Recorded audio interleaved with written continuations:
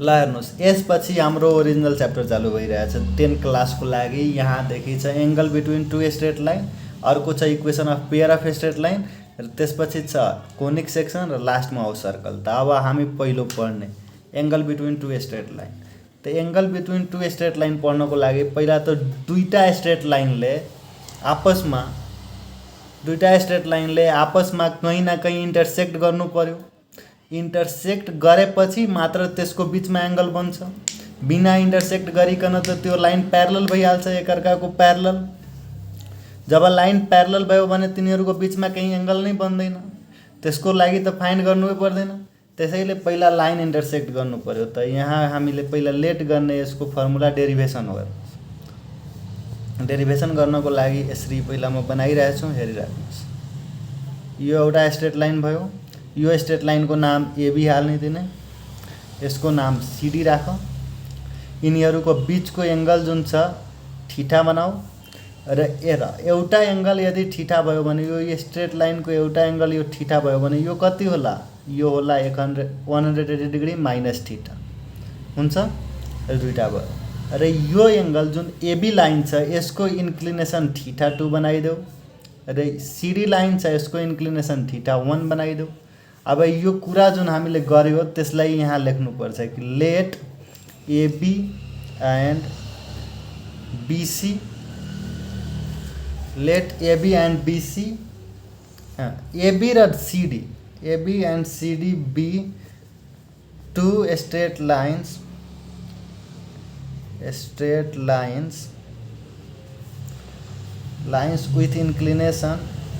with inclination के छ θ2 and θ1 respectively छ। एबी लाइनको इन्क्लिनेसन θ2 र सिडी लाइनको इन्क्लिनेसन θ1 छ भने यो भयो। अर्कोचोटि के लेट गर्ने? Let m1 and m2 be slope of AB, slope of CD and B, CD र AB को स्लोप मान रेस्पेक्ट। यहाँ m1 लाई मैले CD को स्लोप माने। m1 भनेपछि स्लोप अफ CD लाइन, यो CD लाइनको जुन स्लोप हुन्छ यो लाइनको स्लोपलाई मैले m1 माने। र अर्को एबी लाइनको जुन स्लोप हुन्छ त्यसलाई म m2 माने। अब यसपछि के गर्नुपर्छ हेर्नुहोस्। यसपछि गरेपछि हामीलाई थाहा छ, यहाँ हेर्नुहोस् यो फिगरमा, कि दुईटा इन्टेरियर एङ्गलको सम अपोजिट एक्सटेरियर एङ्गलसँग इक्वल हुन्छ। ट्रेङ्गलको केसमा त हेर्नुहोस् यो ट्रेङ्गल बनिरहेछ नि, छैन? यहाँ ट्रेङ्गल बनिरहेको छ। यो ट्रेङ्गलको यो एउटा इन्टेरियर एङ्गल र अर्को इन्टेरियर एङ्गलको सम अर्को एक्सटेरियरसँग इक्वल हुन्छ भने त्यही कुरा हामी यहाँ लेख्ने। θ1 जुन छ यो θ1 यो केसँग इक्वल भइहाल्छ? θ प्लस θ2। त θ1 इज इक्वल टु θ प्लस θ2। र रिजनमा के लेख्ने? एक्सटेरियर युनिटमा लेखिदिइरहेको छु, तिमीहरू लेख्ने के? Being sum of two interior angle is equal to 1 opposite exterior angle of triangle. ल अब यो हामीलाई थीटा निकाल्नु छ, किनभने यो दुईटै लाइनको बिचमा एउटा एङ्गल थीटा बनिरहेछ र अर्को बनिरहेछ 180 डिग्री माइनस थीटा। त हामीलाई पहिला थीटा निकाल्नु पर्यो, यही फाइन्ड गर्नु छ angle between two straight line. त यो थीटा निकाल्नको लागि र यहाँ थीटा इज इक्वल टु म लेख्न सक्छु θ1, यसलाई उता गरेपछि माइनस θ2, यो भयो। अब हेर्नुहोस् यहाँ लेख्ने टेकिङ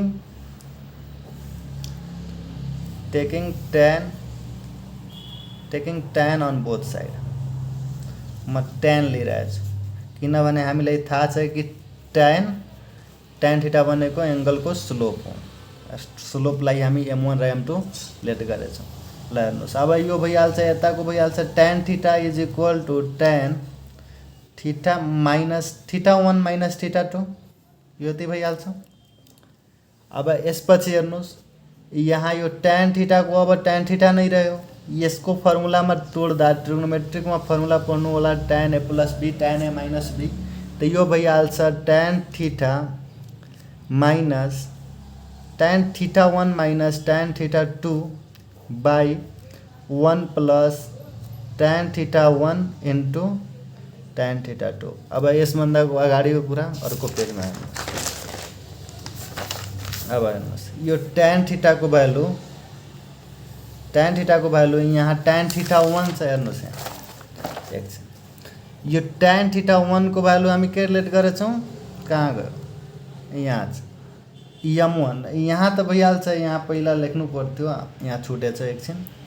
यो लेट गरेपछि m1 को भ्यालु कति भइहाल्छ? m1 के को स्लोप हो? CD लाइन को, र CD लाइन को इन्क्लिनेसन को tan लिने त CD लाइन को के छ? CD लाइन को इन्क्लिनेसन के छ? थीटा 1। त m1 हाम्रो भइहाल्छ tan थीटा 1 एन्ड m2 के भइहाल्छ tan थीटा 2 भइहाल्छ। यो कुरालाई अब यहाँ फर्मुलामा युज गर्ने, यो तलको फर्मुलामा हेर्नुहोस्। यहाँ अब tan थीटा को ठाउँमा त्यहाँ थियो, पहिला एकचोटि म लेखिदिरहेको छु बुझ्नको लागि, बुझाउनको लागि इजी हुन्छ। यहाँ थियो tan theta 1 minus tan theta 2 by 1 plus tan theta 1 into tan theta 2 र हेर्नुहोस् अब लेख्ने tan theta is equal to tan theta 1 को भ्यालु के हो? m1 माइनस tan थीटा 2 को value m2 by 1 plus tan theta को ठाउँमा m1 र tan थीटा 2 को ठाउँमा m2। यो त भयो हाम्रो एउटा tan थीटा को भ्यालु। अर्को के छ? लाइन को बीचमा दुईटा एंगल बनेको छ, एउटा त थीटा बनेको थियो, अर्को बने थियो 180 डिग्री माइनस थीटा। त यो भयो एउटा। यहाँ लेख्ने now tan 180 degree minus theta, यो पनि एउटा एंगल हो, लाइन को बीच को एउटा एंगल यो हो, अर्को एंगल यो हो। ल अब यो निकाल्नको लागि यसको भ्यालु त भइहाल्छ माइनस tan थीटा। ल हेर्नुहोस् अब यो माइनस को माइनस tan थीटा को ठाउँमा के लेख्ने? m1 minus m2 by 1 plus m1 into m2। यो आयो। यो कहाँबाट आयो? फ्रम इक्वेसन 1 बाट आएछ।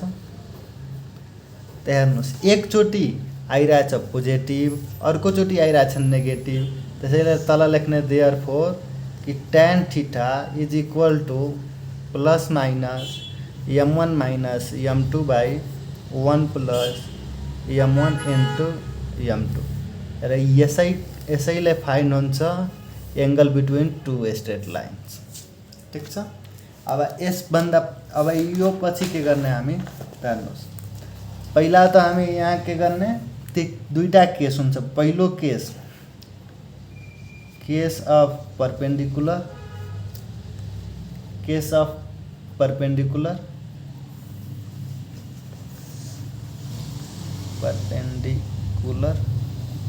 हेर्नुहोस् केस अफ परपेंडिकुलर में के हुन्छ कि जुन थीटा हुन्छ त्यो एक्ज्याक्टली 90 डिग्री को भइहाल्छ। यही हो परपेंडिकुलर को केस, थीटा 90 डिग्री। जब थीटा 90 डिग्री भयो भने हाम्रो tan थीटा को भ्यालु के आएछ? यहाँ tan theta is equal to this. त tan 90 डिग्री मतलब tan थीटा को भ्यालु भइहाल्छ हाम्रो यहाँ हेर्नुहोस् plus minus m1 minus m2 by 1 plus m1 into m2। अब हेर्नुहोस् यो tan थीटा को ठाउँमा हम tan 90 डिग्री लेख्न सक्छौँ। tan 90 degree is equal to plus minus m1 minus m2 by 1 plus m1 into m2। अर्कोचोटि हेर्नुहोस् tan 90 डिग्री को भ्यालु त अनडिफाइन हुन्छ। अनडिफाइन भन्नाले एन समथिङ अपन 0 र यो समथिङ भनेको 1 लेख्ने, यही हो नि अनडिफाइन। अनडिफाइन पछि हेर्नुहोस् अब यो भयो tan 90 डिग्री को भ्यालु र यहाँ छ plus minus m1 into m2 by 1 plus m1 m2। यहाँ भ्यालु एंगलमा गएपछि यो प्लस माइनस त हटाउन पनि पाउँछ, किनभने परपेंडिकुलर को केसमा यहाँ प्लस माइनस नराखे पनि भइहाल्छ। तर पनि हेर्नुहोस् 1/0 is equal to plus minus m1 minus हो यो इन्टू होइन माइनस। ल यसभन्दा अगाडि यहाँ हेर्नुहोस् अब छ क्रस मल्टिप्लाई गराउँदाखेरि, ल यतै बताइदिरहेको छु। यहाँ क्रस मल्टिप्लाई गराउँदाखेरि त यो टोटल क्वान्टिटी भइहाल्छ 1, यानी कि 1 प्लस m1 इंटू m2 यता बच्यो र यो टोटल के भयो 0 त यहाँ हेर्नुहोस् m1 into m2 is equal to -1 आइहाल्छ। यानी कि दुईटा m1 र m2 एउटा लाइनको स्लोप हो, यो एउटा लाइनको स्लोप हो, यो अर्को लाइनको स्लोप। दुईटै लाइनको स्लोपको यदि प्रोडक्ट -1 आइरहेछ भने त्यो लाइन परपेन्डिकुलर लाइन छ आपसमा। जस्तै अर्को केस छ case of parallel. Case of parallel को केसमा के हुन्छ, जुन थीटा छ यसको भ्यालु कि त 0 भइहाल्छ अथवा 180 डिग्री भइहाल्छ। दुईटै भनेको सेम नै, भेक्टरमा मात्र गएर यो चेन्ज हुन्छ। ल हेर्नुहोस् अब tan थीटाको ठाउँमा के लेख्ने, थीटा m1 माइनस m2, यो त फर्मुला डेराइभ गरेको हो भर्खर, यो भयो। ल अब हेर्नुहोस् यो tan थीटाको ठाउँमा म tan 180 या tan 0 लेख्छु। त म सजिलोको लागि tan 0 डिग्री लेखिरहेको छु कि दुईटै लाइनको बिचमा केही एङ्गल छैन, 0 डिग्रीको छ। यो भयो। ल अर्को यहाँ छ, यसको ग्राफ यसरी हुन्छ, यो अर्को लाइन परपेन्डिकुलर छ। ल tan 0 डिग्रीको भ्यालुमा आयो plus minus m1 minus m2, 1 plus m1 into m2। र tan 0 डिग्री भनेको tan 0 डिग्रीको भ्यालु 0 नै हुन्छ, त्यसैले यहाँ यति भयो m1 माइनस m2 र 1 प्लस m1 इन्टु m2। ल अब यो उता गएर प्रोडक्ट भयो भने यो त 0 टोटल 0, त्यसैले यहाँ भइहाल्छ m1 माइनस m2 एकअर्काको इक्वल। यो भयो केस अफ प्यारलल। र यसैको साथसाथ हामी केही नोट गर्ने 1 2 वटा पोइन्ट छ, 4 वटा जति, कि जब if tan theta is positive, tan theta जुन निकाल्यो दुईटा लाइनको बिचको tan थीटा जो पोजिटिभ छ भने then theta is acute angle. यस हुन त दुईटा निकल्छ tan थीटा प्लस माइनस, तर एकचोटिमा पोजिटिभ आइरहेछ भने एक्युट एङ्गल हो तिनीहरूको बिचको एङ्गल। र इफ tan थीटाको भ्यालु नेगेटिभ आइरहेछ भने थीटाको भ्यालु अब्ट्युज एङ्गल हो थीटा। ठिक छ, यानी कि यसरी दुईटा लाइन इन्टरसेक्ट गरिरहेछ भने यो भयो थीटा। यदि यो 90 डिग्री भन्दा कम हो भने एक्युट एङ्गल, यहाँको tan थीटा कति आउँछ पोजिटिभ, र यो अब्ट्युज एङ्गल भइरहेछ भने यो 180 डिग्री माइनस थीटा हो, यसको tan थीटाको भ्यालु नेगेटिभ आउँछ। ठिक छ। अर्को पोइन्ट छ कि if m1 is equal to m2 छ भने कि त थीटा 0 डिग्री होला, चाहे 180 डिग्री होला। र यो भयो प्यारलल लाइन्सको केसमा, यहाँ कि लाइन्स के हुन्छ, प्यारलल हुन्छ, लाइन एक आपसमा प्यारलल छ। यस्तै अर्को छ कि m1 इन्टु m2 यदि -1 आइरहेछ भने थीटा भइहाल्छ 90 डिग्री र लाइन्स के भइहाल्छ, perpendicular. Lines are perpendicular to each other, र यो च्याप्टरमा हामीलाई यतिकै पढ्नु छ। यसभन्दा अगाडि अब यो च्याप्टरको एक्सर्साइज छ, त्यो एक्सर्साइज अर्को भिडियोमा गर्ने। ल थ्याङ्क यू।